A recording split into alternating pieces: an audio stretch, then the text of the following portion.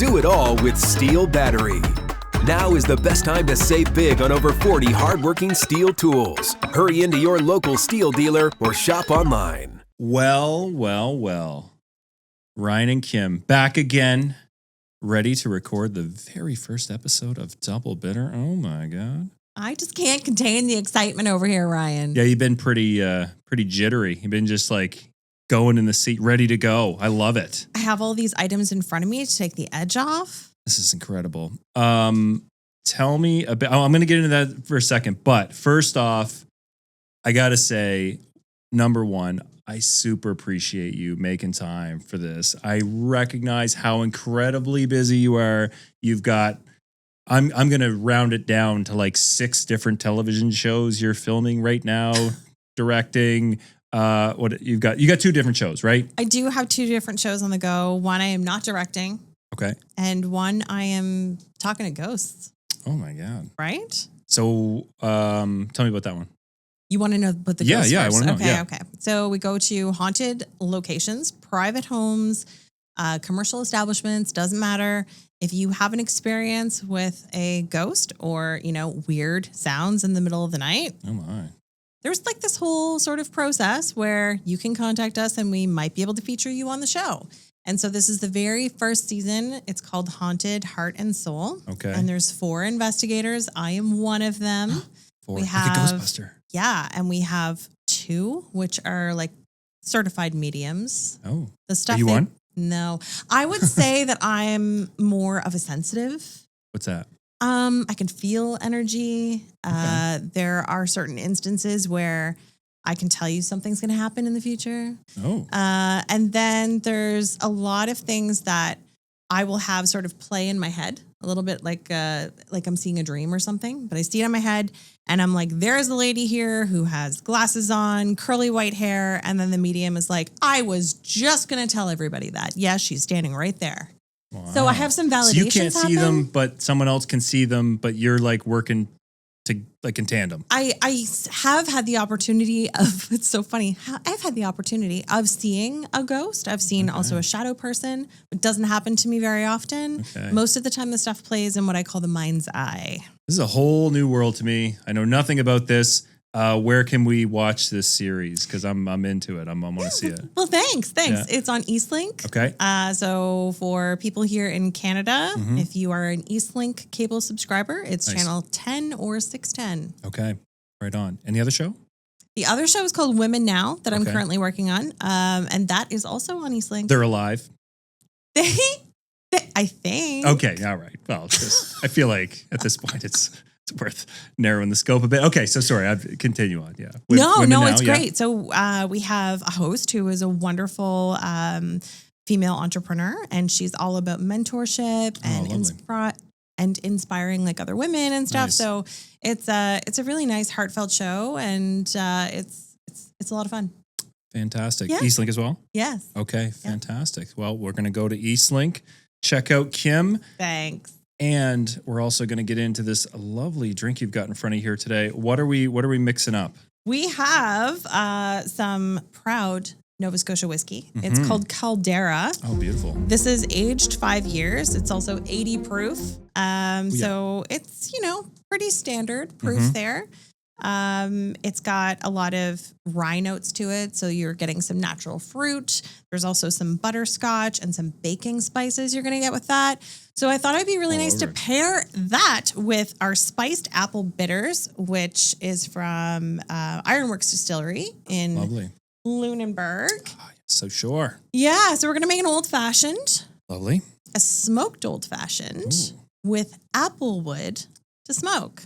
Is that because our guest today, who also may be known from television, from the Wild Axe Championships television series featured on TSN, he is a Nova Scotian boy from the Annapolis Valley, an axe thrower, and he actually led his team to the Wild Axe Championship, Team East Coast, and then took home the individual title as well. From Berwick, Nova Scotia, please welcome Tyler Wentzell.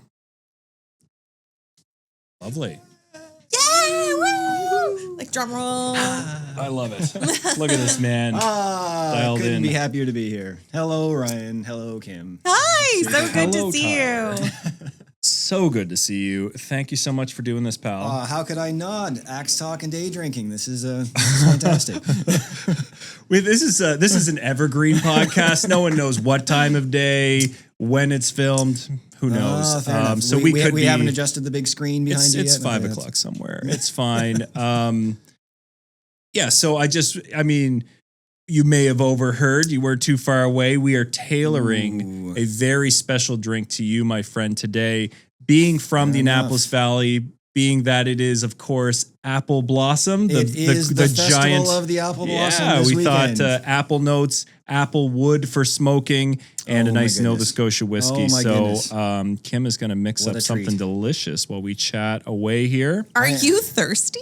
Ooh, I could be talked into that for sure. A smoked old fashioned today here. Yeah, do you like cocktails? Do you like old fashions, things like that? I do. I am quite old fashioned and occasionally smoke. So I love this. Beautiful. While Kim is getting that going, Tyler, first and foremost, Annapolis Valley, born and bred. But of course, you've been gaining quite a bit of profile from your axe throwing exploits. Breakout star on the Wild Axe Championships television series. I want to talk a little bit about that. Like that was a very unique experience, I think, for everyone involved, myself as well. But tell me a bit about that process for you, because that was a big win. There's a lot going on there. It felt really fun. It kind of breaks into a few different parts for me, because there's the aspect of being part of the show, and all that comes along with that, with the cameras and the crew and the setup and all that kind of thing. And then there's the throwing itself. And the throwing itself is something that through the years, I've tried my many years, not that many, but the effort I put into working on throwing has been around trying to boil down that aspect to its own thing. Right. And try to not be so affected by the things that are going on around. Still don't get that right all the time, but nobody does. No, but it was an amazing experience. It was a treat to be able to be part of the process. I wasn't sure. I know there's a bunch of us that went through an audition process, so there was no guarantee of even getting that far to be on the show. I was super honored and thrilled to be part of it. And then to come out of it with a good result is great. The really important one is the teams one, and certainly even for throwers who have been throwing individually for a while, that type of experience is over and above again, new all over again.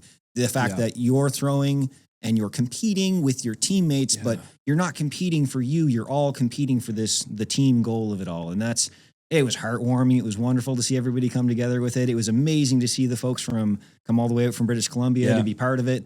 It made for a really exciting time. And it was close. Like the finish came down to the final throws, you knocking down a bullseye spoilers. It was incredible. To watch you perform at the highest level in this incredibly pressure-filled situation was remarkable to me.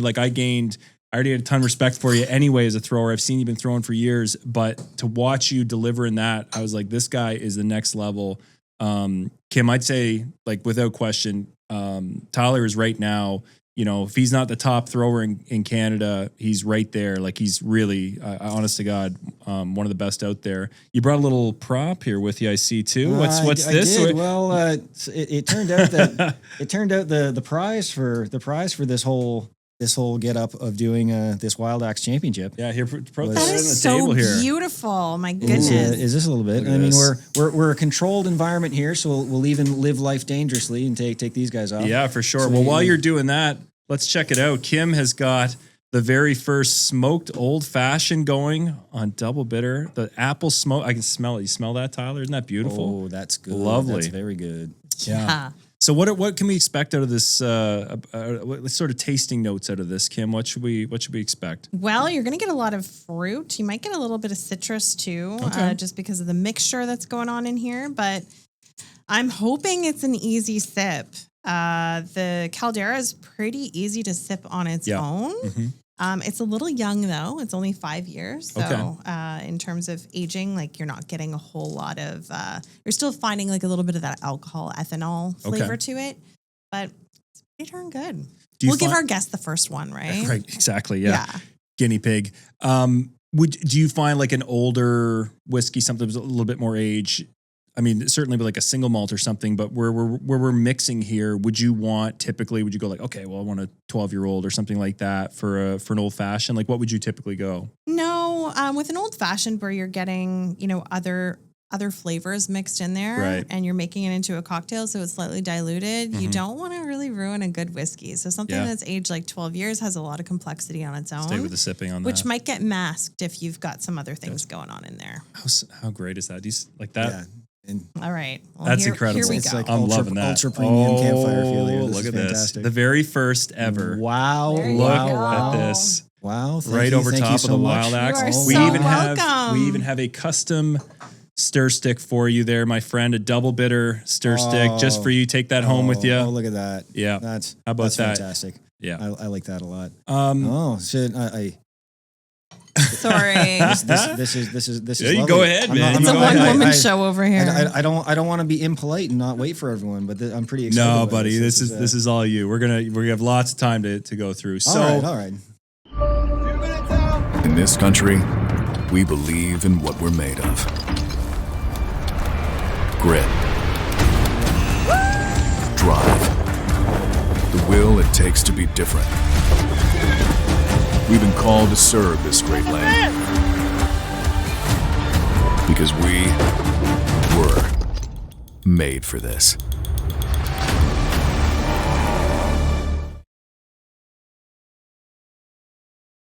So you go through Wild Axe, you make it through, you win this accolade. But how long have you been axe throwing? I have been throwing double bit axes since 2017. Okay, so rough 8 years, so not even a decade. And I mean, this is big, and you're starting to like I'm seeing you're traveling the world more. You're hitting these big competitions. You're at the World Championships last year in England. A few years ago, World Championships in Barrington. You finished 5th overall in the world. Day. That was remarkable. Like I remember, so I was calling that event. If anybody ever wants to watch, you can go to Wild Axe TV on YouTube.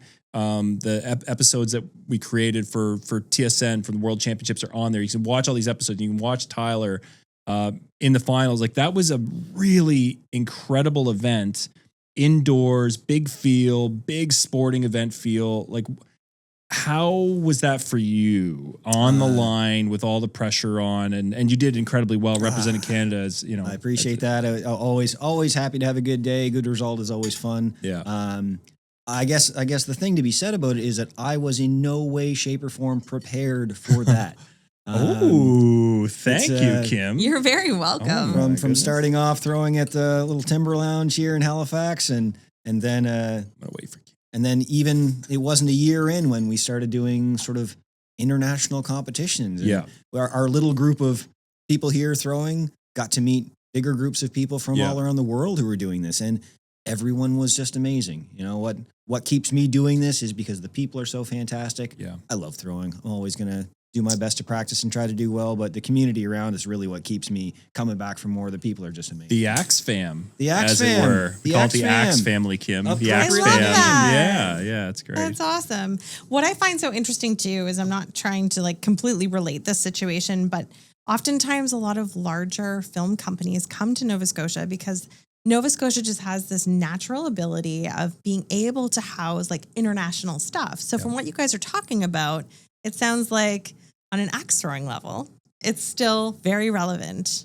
I think you're absolutely right. Like even later this summer, I'm sure Tyler will be competing, but in Barrington, which is not a big community, but it is this huge hub for axe throwing, namely because of guys like Darren Hudson and Susie Atwood and just the community in general. But they'll host the Canadian Championships, but it's an open event, it's Canadian Open. So there'll be competitors from Germany and Sweden and Ireland and Switzerland and the US. And, you know, they travel from all over and they're incredibly competitive events.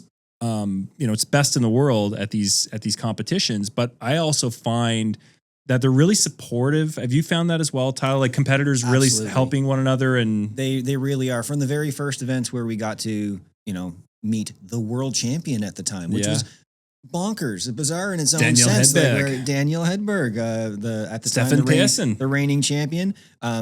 And they come here to, you know, they're in our backyard. We're throwing. It was in Liverpool. We first started doing these international competitions. Oh yeah. And it was one of the big takeaways for me. Complete newbie. Like I'm a year in. I debated if I was even going to go. I'm like, maybe I'll go watch. I remember you throwing and then people kind of nudged and threw because I didn't feel like, oh, like this is a big competition. But then to see Daniel Hedberg, the world champion at the time, and these wonderful folks from Ireland and Germany and all over the world coming here. Hugs and high fives all around. The real gets you in the feels button moment. Watching some of these guys, the best in the world, working with the kids here in the junior ranks. Kind of thing. So just true. Like super wonderful and welcoming, and just trying to encourage everyone to have fun and do better in their own way at their own pace. It was really, really wonderful that way. I love that. I think on that note, it's worth a little cheers. Sure. I don't have my axe. Prost. Come by. There you go.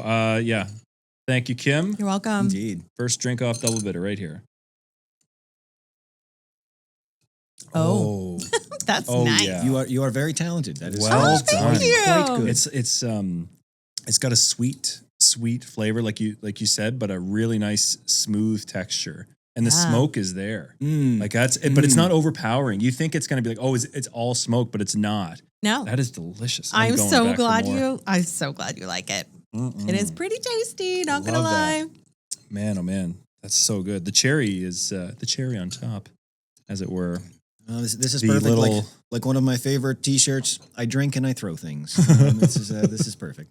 What else do you do when you're not throwing axes? Like I've seen you break out a guitar every so often. Every once in a while. I'm a hobby musician. I grew up tapping on everything, so I've been playing drums for a while. I found out I really kind of like singing kind of thing. I like singing with other people and that kind of thing. So learned a few chords on a guitar enough to embarrass myself at the odd open mic or a campfire here and there, but don't take it too seriously. I do it because I love to do it. I've been fortunate enough to play with some great folks and some wonderfully talented musicians over the years. And like who?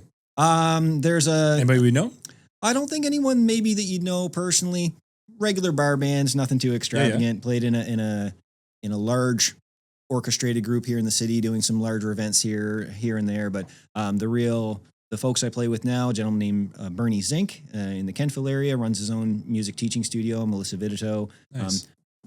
Wonderful, world-class, properly schooled and trained musicians. Oh, wow. I just get to try to ride their coattails every once in a while and make. Can we see you play somewhere? Like where are you playing? Are you guys doing gigs? We don't play in the city very much. We were playing in the Annapolis Valley in Kentville for the longest time. Are you playing for Apple Blossom? We are not, but they are. They actually perform in a large group called Bluesmobile. They actually front that group.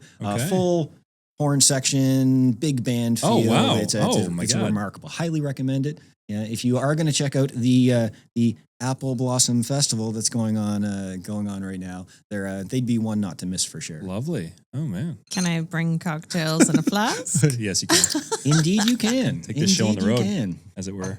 Do you find, Tyler, when you're whether it's you're musically inclined and you're in a band and you're learning how to play instruments and working with these people that are quote unquote maybe better than you? Do you find the same thing happens when you're in axe throwing? And if the two of them automatically make you a better musician or a better axe thrower? Oh, see, that's a very good question. There are things about it that are very much the same that way. For me and my personality, I always want to be one-upped. I want somebody better than I am at whatever I'm doing that I can try to play off, try to learn things from, and try to get better. Very much in the music world, I would always want to have, it's a treat. It's sort of selfish to say. I always want better musicians than me to play with, kind of thing. But that's for me, it's learning and growth, and axe throwing is very much the same way. Of two sides of it. For the competitive aspect of it, I always want to have throwers better than myself to try to compete against. I always want to have a goal. I want to have the bit between my teeth and be fighting it out. There's the other side of that coin now. It's going to get tougher and tougher, Tyler. As you get better and better, there's less and less people above you. There's always more. Yeah. There's always more. But and then the flip side of that is being able to work with people who are new to it and kind of thing to encourage their growth, to just let them have a fun time with it. Everyone takes the competitive side of it a little differently. maybe a little different than a traditional sporting event where maybe it's a little more clear cut that everyone's there to compete against each other. With axe throwing, there's a lot of people who compete regularly and have for a lot of years just because it's fun to do, that don't take it terribly seriously, that aren't out to be, you know, the best in the world at something. They're doing it because it's fun, and we try so hard to just encourage that. It's really how it all started.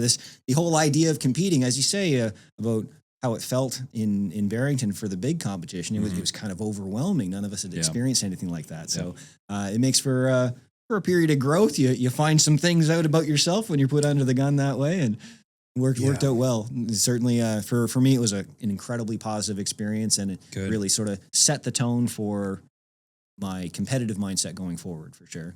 Well, and I think, like, to Kim's point as well, not just with individuals, but with events, I've found, like, the bigger the event, the bigger the feel.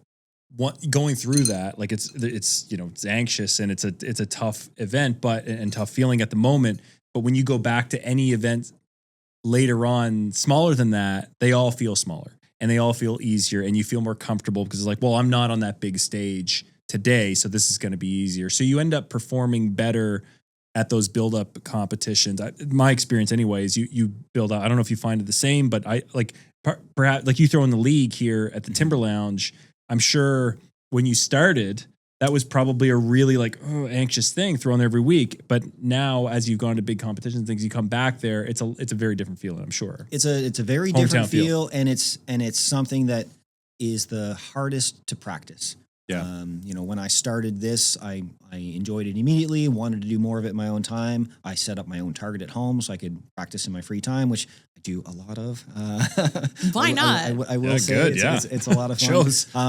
But the thing that you can't practice and train, and we talk about these kinds of things even at league all the time, is you can't train yourself for what it feels like to step up to the line in a big competition. When there's something on the line, your team's behind you, there's crowd, there's people around, you know, now there's cameras around and things like that. You can't train for that at home. It's so challenging. So the thing I always try to suggest to anyone who's enjoying the process, enjoying throwing, and is interested in competition is get into competition. Yeah. No matter what size it is, no matter where it is. If it's a few people in a backyard throwing some cash into a hat, or just for bravado, or whether it's on the world stage with cameras on you, just go and do it and compete. That's really how you shape and mold yourself, how you start to learn how to deal with all the pressure that comes with that. I say pressure. It's only the amount of pressure you put on yourself. It's only ever you and the target. But man, it doesn't feel that way sometimes when you're on the line. I do know what that feels like. So what's going through your head? Like, if you can kind of take us back to the very first time where you were at a competition and you're like, oh my God, there's all these people around me. Like, I'm sure I'm gripping this way too tight. I'm white knuckled. I'm sweating in places I didn't know I could sweat. Like, what were you doing to calm yourself down in that moment? It's real for me. It's very much just trying to focus on my process of throwing.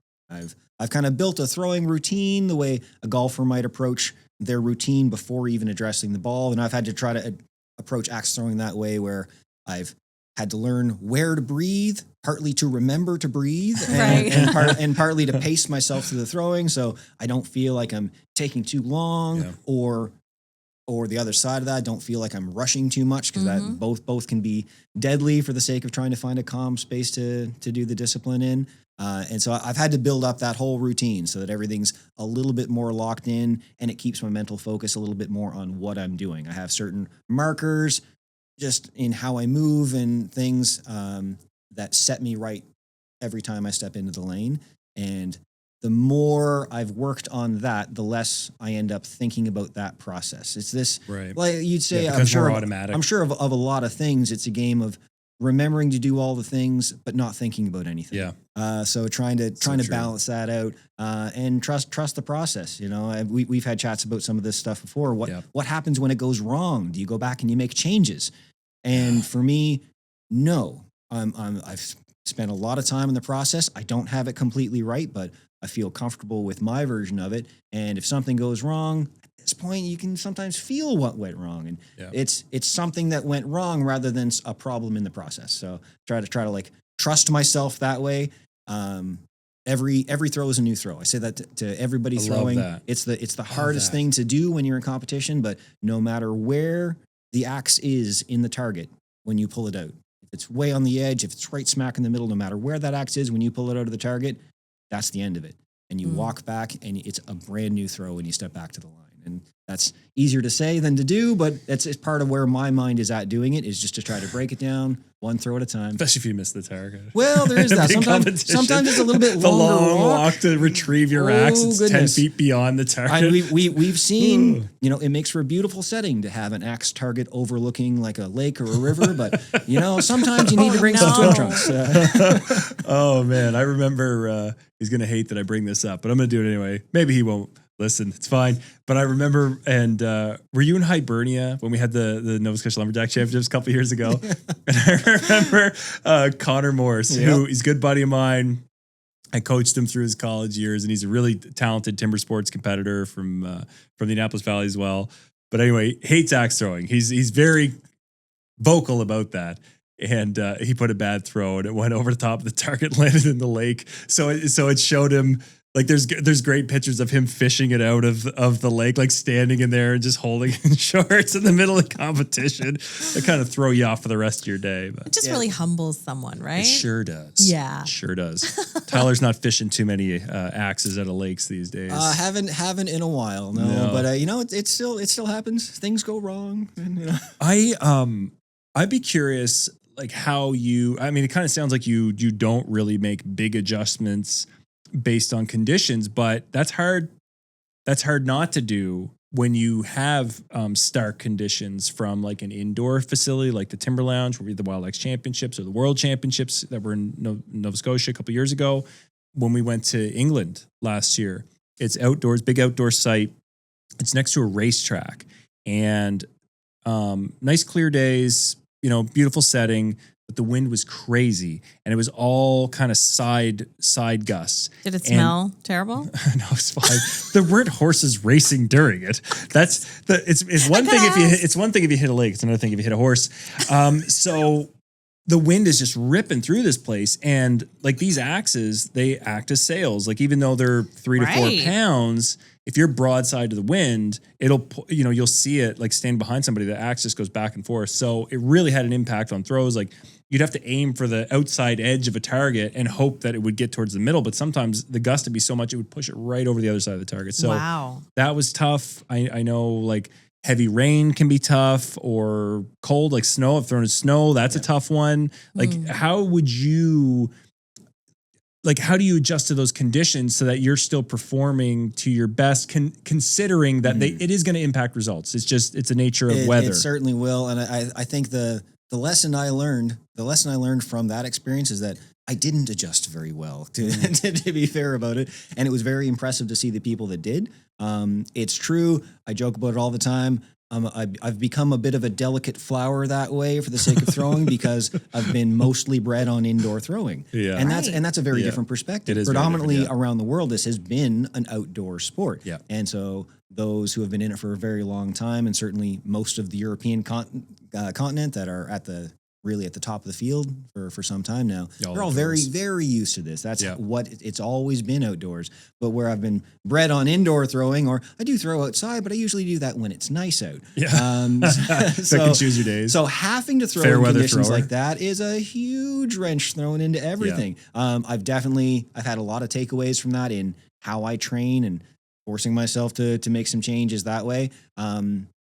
And it plays on your mind as much as anything else. It really is a mental battle to do well. It's certainly there's the physical component of it, but it's about trying to keep focused for the most part. And those kinds of things that just throw your whole game out the window. The classic adage, everyone's got a plan until you get punched in the face. Well, we got punched in the face really quite sternly. And so big English gust of it was indeed. So that was really something to contend with.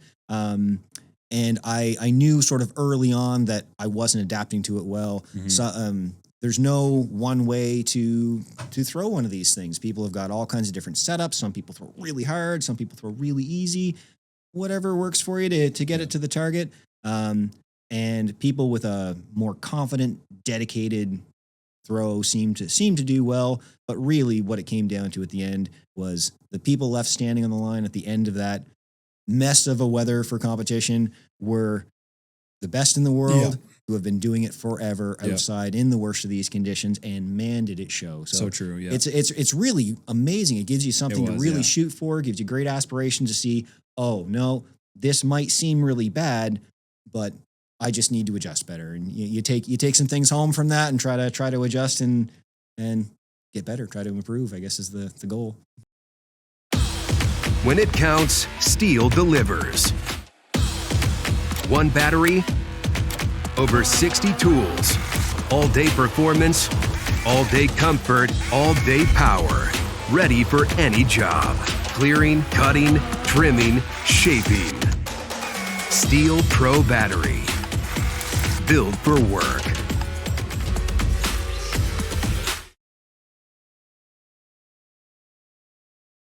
What's I love it. so wild for me is I'm guessing there aren't any axe-throwing coaches out there. Well, it's a great point.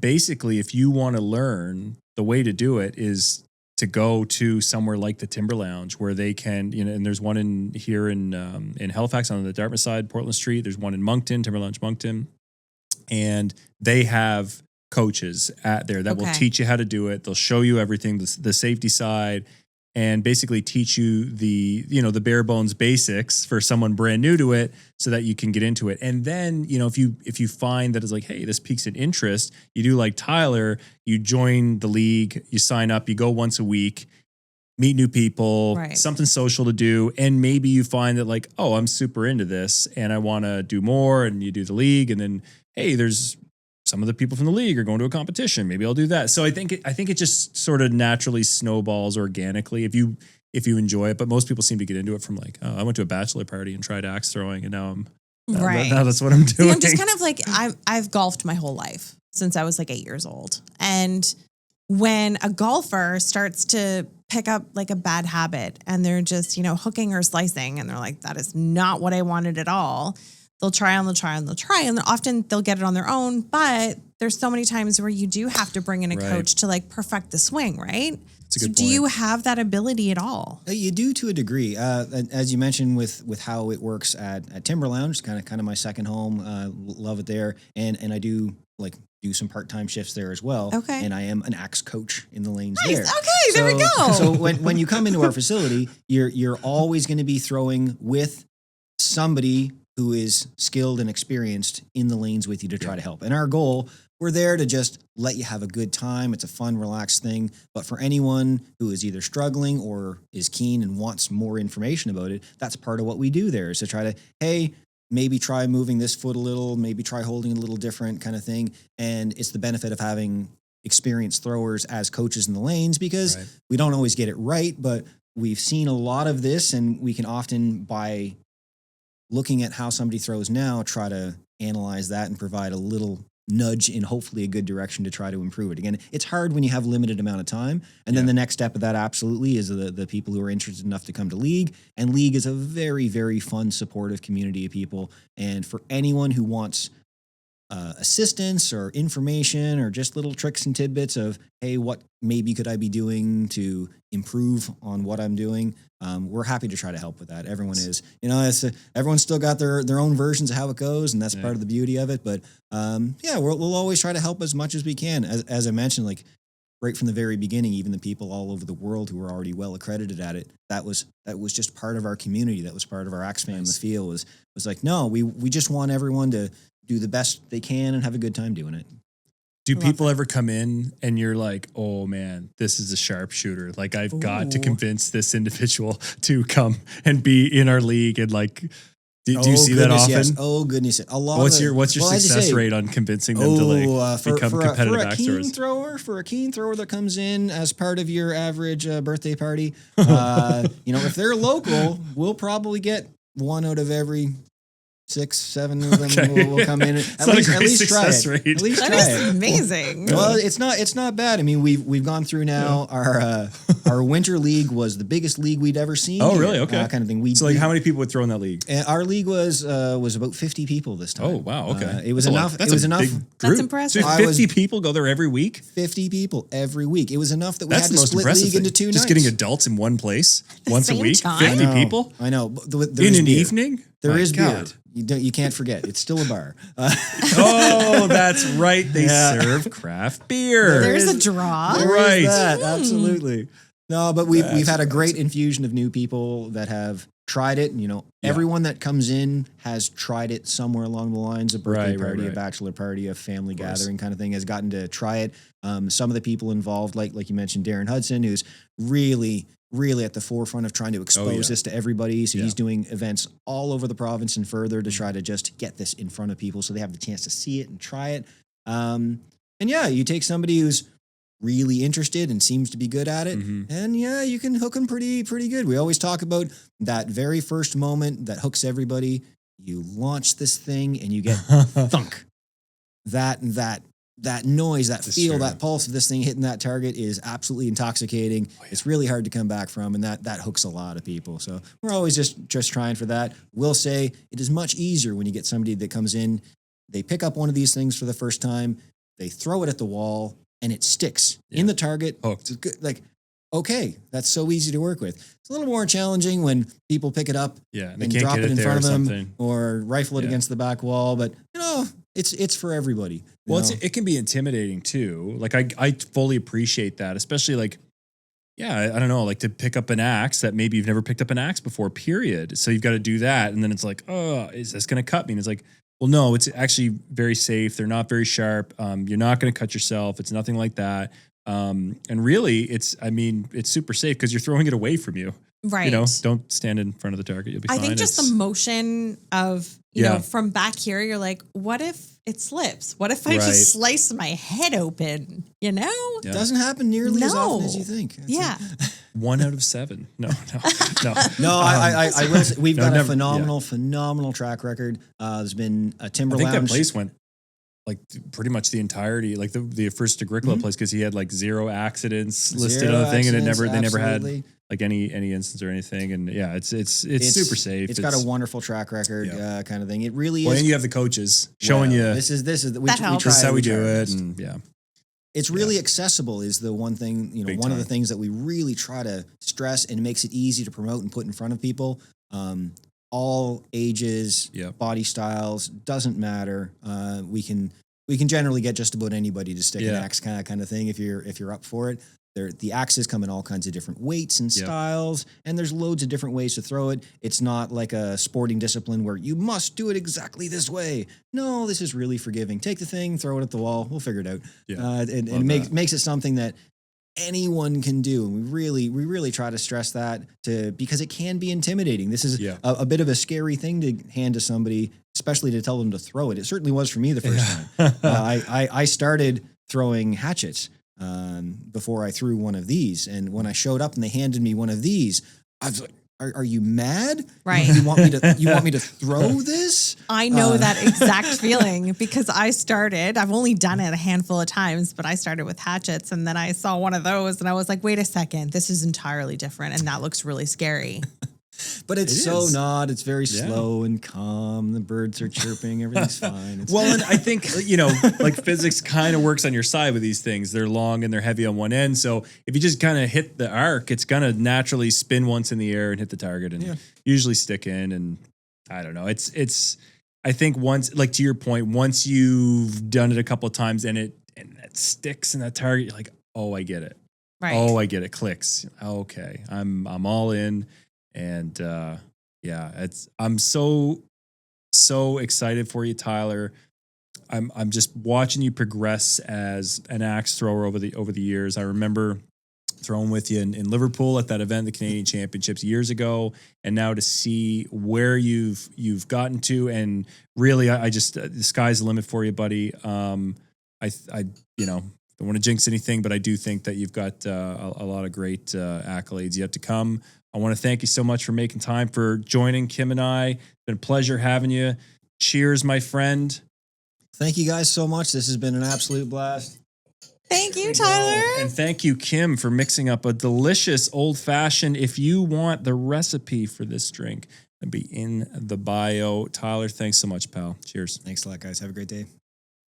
Tyler Wentzell. What can you say about that guy? Amazing. Yeah. I can't believe he's only had such basically a short career. I know. And he's so accomplished. Yeah. He keeps like I just find he's a really like he's like a technician. So he keeps kind of looking at, okay, how do I get a little better? And it's like building blocks, but he's also just such a really good guy. I genuinely want to see him do well. Like he's a great fella. He's a really fantastic ambassador for the sport. Like the way he carries himself at competitions, he's always helping others. You know, he's out there. He's always got a smile on his face. And I'm thrilled to have a guy from Nova Scotia, our home, doing so well on the global scene with axe throwing. So thrilled that he came in, and thrilled that you were able to make these amazing old fashions. How freaking good was that? I know, they're really good. It was really good. Those apple bitters, who knew? I don't think I ever would have picked Caldera to make an old fashioned. I wouldn't have thought of that, but that turned out really good. Yeah, it was really nice. The apple smoke. Oh my. Shout out to Apple Blossom. Shout out to all the apple trees in the world. Shout out to all those chipped up apple trees. Couldn't even get it out. And shout out to our amazing sponsors, Steel Canada, for sponsoring the Double Bitter podcast. Shout out to our man, Doug Fulkins. Absolutely. Providing the music for this show graciously. How fantastic is that? A Canadian country artist based out in the West Coast. You can check him out on Spotify. You can check out episodes of Double Bitter Podcast and the Wild Axe Championships television series on Wild Axe TV on YouTube. Kim, thank you so much for doing this. My pleasure. Absolutely. Join us next time.